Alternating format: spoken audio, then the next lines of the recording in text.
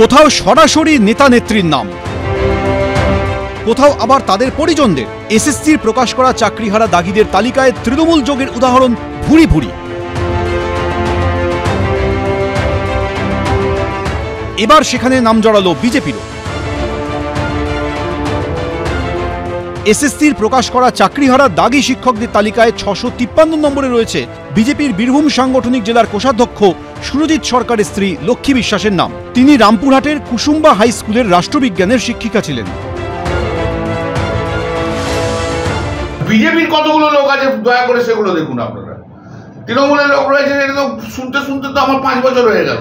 এবার দেখান, বিজেপির লোকগুলো দেখান। দোকান খুলে রেখেছিলেন অনেক বেকার ছেলে, সেই কোন দলের আমি জানি না, তারা কিন্তু স্ত্রীর গয়না, মায়ের গয়না, জমি জায়গা বিক্রি করে পার্থ চ্যাটার্জিকে, সুজয় কৃষ্ণ ভদ্র মানে ভাইপোকে টাকা দিয়ে চাকরি কিনেছেন। আপনি যদি দোকান খুলে রাখেন, অভাব তো সবার আছে, যার আছে 10 লাখ 15 লাখ থেকে গিয়ে করে থাকতে পারে বিচ্ছিন্নভাবে একটা দুটো, কিন্তু এর সঙ্গে রাজনীতির কোনো সম্পর্ক নেই।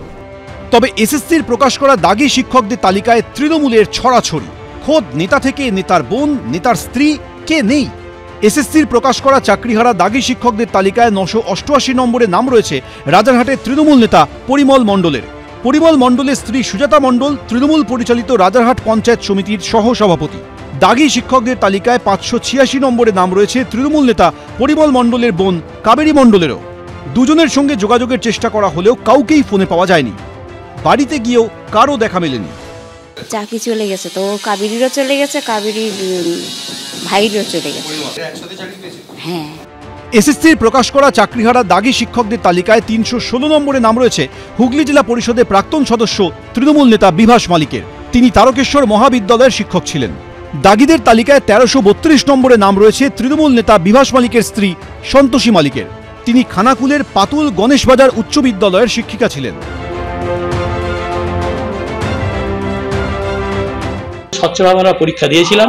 এখানে দাগি, সেটা হচ্ছে দাগি দেওয়া হচ্ছে, আইনি লড়াই আছে, আইনি লড়াই দেখা হবে।